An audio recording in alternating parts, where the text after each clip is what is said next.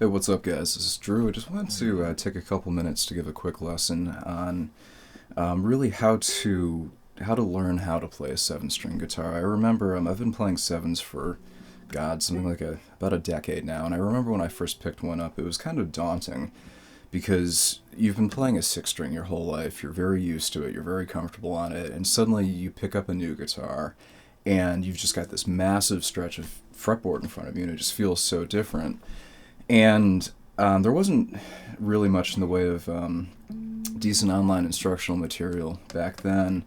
So I just kind of plugged through it for a while and eventually started to make some connections to everything I already did know on the six and some ways to look at playing a seven that kind of made a lot of sense to me. So I wanted to just do a quick video today documenting some of that stuff. So the first observation that, I mean, this isn't very profound or anything, but it's easy enough to forget in your initial bewilderment that everything you already know how to play on a six string, you can still play in a seven.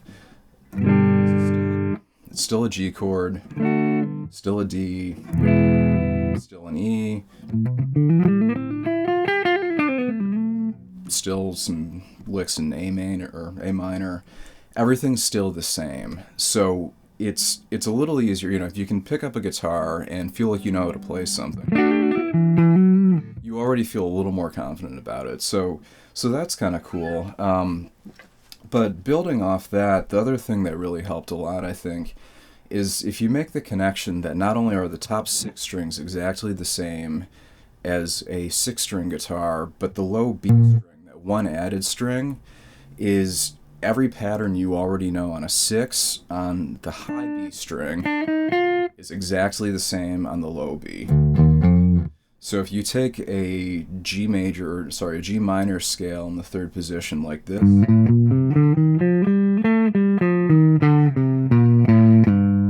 when you descend down to the root, keep going with the same pattern from the high B string.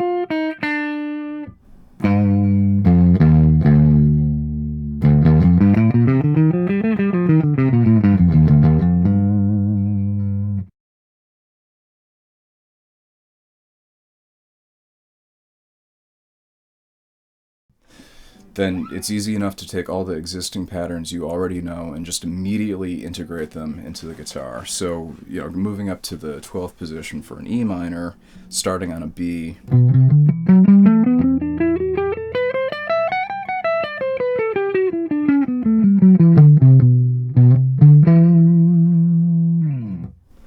And, there you have it. I mean, it's not too hard to start bringing that additional note in. So the next thing that helped a lot with the transition onto a seven for me was that the relationship of your lowest string to your next lowest string on a seven string is exactly the same as the relationship from your lowest string to your next lowest string on a six string. So on a six string guitar, your lowest string is an E, your second lowest string is an A. Those two are a perfect fourth apart. On a seven, your lowest string's a B, your second lowest string is an E. Those two are also a perfect fourth apart. So from a functional standpoint, what that means is any chord shape you already know to a point can be directly transposed to the low string. The caveat there is that on a six-string guitar, when you go from your fourth string to your fifth string, you're going from a G to a B. That's a relationship of a major third, not a perfect fourth. So anytime you transpose a chord shape down to the lower strings on a seven, you just got to be very careful to make sure that you're not moving that part. So, for example, if you take a standard G major bar chord like this one, if you want to move that on a seven string down to the lower strings, you can do that as long as you only move the lowest four notes. So you don't move the part on the fifth and the sixth string that involves that major third interval. So if you take that exact shape for the four notes at the bottom and move that down, that sounds great. It's a D major chord. It's the same shape. It's just coming down quite a bit lower, a fifth below or a fourth if you're moving up. So you can take that shape, you can move it all over the neck, and you just have to, be careful with your muting and make sure you're not hitting those notes, because if you just do the entire fretboard, that sounds awful. And what you're getting there, this note works, but this one needs to be a half step lower. So you're getting a sharp fifth in there. It just doesn't sound very good. But if you bypass those notes, it's fine. You can do the same thing with a minor shape like this one.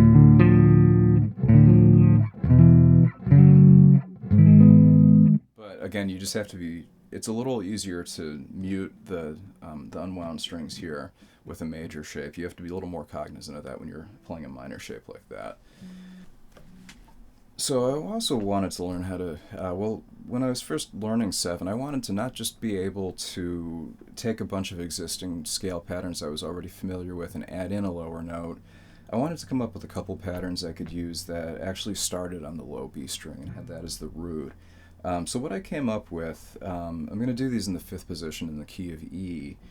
To do an E minor scale, if you start on your low B 5th fret, then the 7th fret, 8th fret, move up to the E 5th fret, 7th fret, 8th fret, move up to the A 5th fret, 7th fret, 9th fret, to the D 5th fret, 7th fret, 9th fret, to the G 5th fret, 7th fret, to the B 5th fret, 7th fret, 8th fret, to the E 5th fret, 7th fret, 8th fret.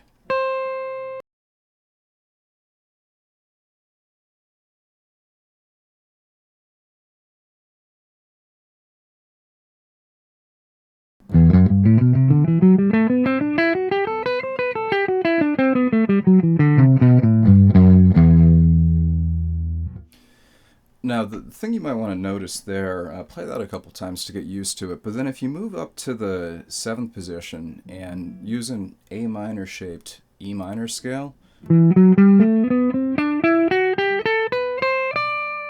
if you look how that overlaps,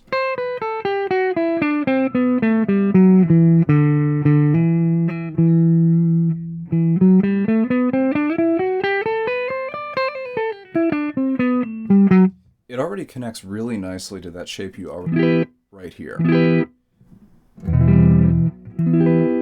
So it's kind of cool to be able to see how they connect like that and to really start putting the pieces together on how the shapes you already know already integrate pretty nicely with a 7-string pattern like that. Now to do the same thing for an E major scale, if you start again on the 5th fret, 7th fret, to the E 4th fret, 5th fret, 7th fret, to the A 4th fret, 6th fret, 7th fret, to the D 4th, 6th, 7th, G 4th, 5th, 6th, B 4th, 5th, 7th, to the E 4th, 5th, 7th.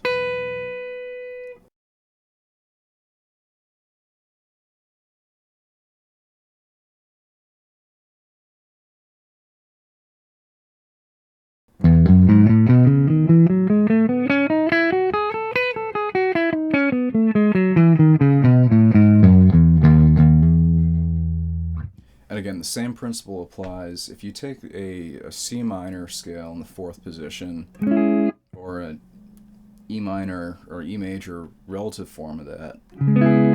It overlaps perfectly with that shape you already know. It's really not that different from the pattern you're already familiar with. It's just starting at a different point on a root that you couldn't really get to on a 6-string guitar. And that's actually a point really worth making, I think, when you start looking at scales and arpeggios on a 7-string guitar, is that even if you're staying within a single box position, like we are right now, you can still get an extra half octave out of any given scale position on the neck that you just can't reach on a 6-string. especially in the early days, seven strings were really seen as kind of being great for low-tuned metal rhythm. And I mean, I'm just as guilty as you guys. The first thing I did when I picked up a seven was just, and that's fun. And to be honest, it never really gets old. But but really, I mean, I think that it's a great instrument for soloing and for playing some more technical stuff than that, because it just gives you so much more range, even if you're not moving around on the neck. And, a moment ago I was talking about that overlap with the six-string E minor pattern you already know up here. And if you take the bottom half of that pattern I just showed you, the top half of this, and then stretch up to this note,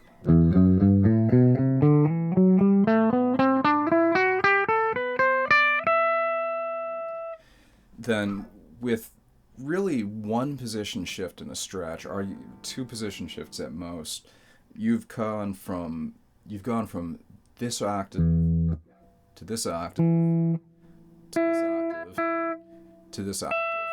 You've covered 4 octaves in a really small expanse of fretboard without really stretching that much. And I mean, that's cool. It's really great to be able to have that kind of range on a lead instrument.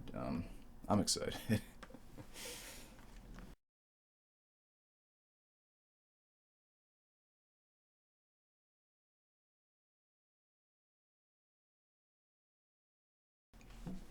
So to move from scales to arpeggios, um, again, you can take a lot of what you already know. First one, just to belabor the point, any 3-string, 4-string, 5-string, or 6-string pattern you already know is exactly the same. You can. That's fine. But again, you can extend those down pretty quickly to get a 7-string arpeggio that again will give you an extra half octave. So what I'm not really much of a sweep picker. I don't do a tremendous amount with arpeggios, but they're worth knowing. And a shape that I came up with is, we'll do this in the I guess the 10th position technically, but starting on the 12th fret for a B minor arpeggio. If you go from the 12th up a string to the 10th, then to the 14th on the same string, roll to the 14th on your A. Move up to the D string, 12th, G, 11th, B, 12th, then the E, your 10th, and your 14th.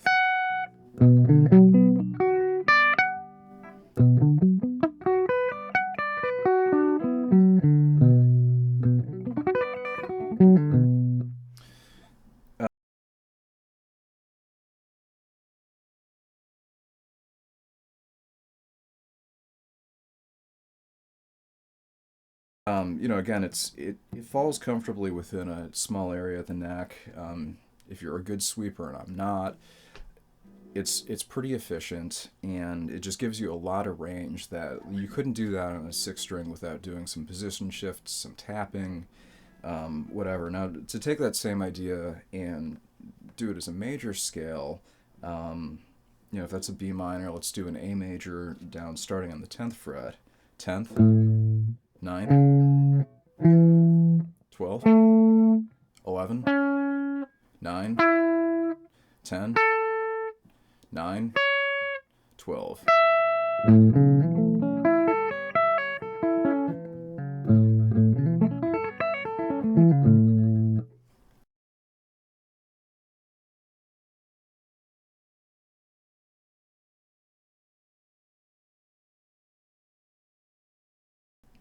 So those can be moved all over the neck, and again, it just gives you a lot of range that you wouldn't normally have on a 6-string, it's great if you want to.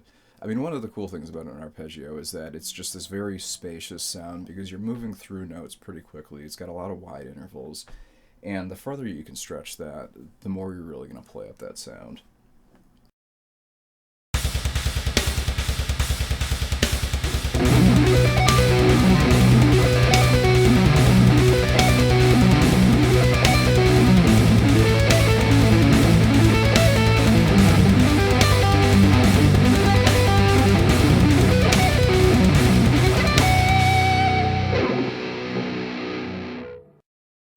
So, furthermore, you can add in notes from any six-string arpeggio shape that you already know. If you take an E minor starting on the A string,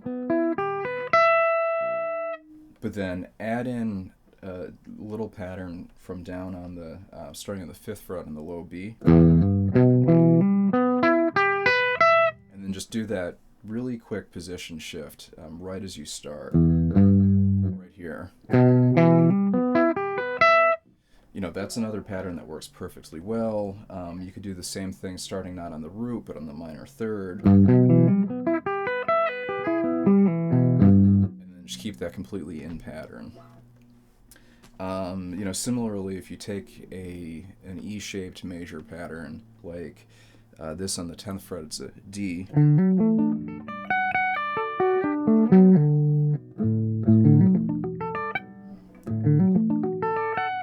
And then just add that 5th one string below.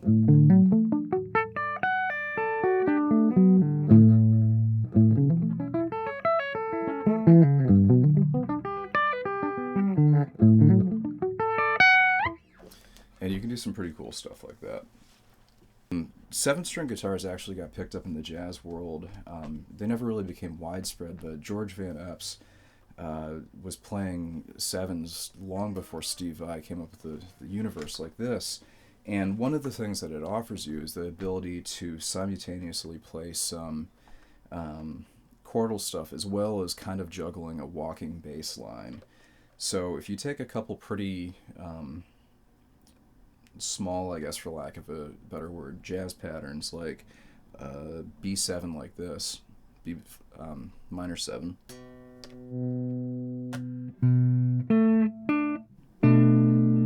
and you can just start to walk a low bass line under that.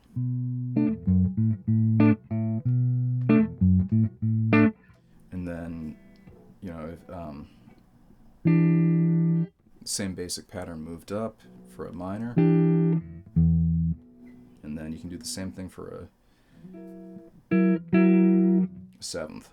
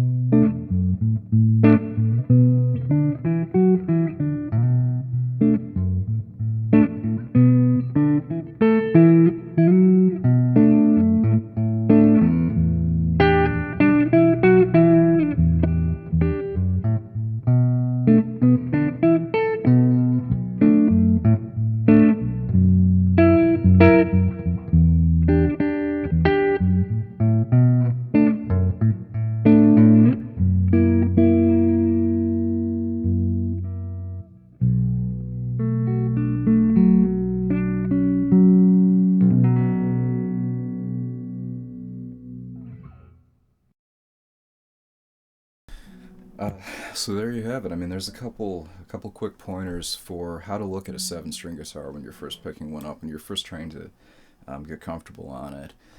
You know, again, just to belabor the same point I've been trying to make all video, it's really not that different from what you already know how to play in a 6-string.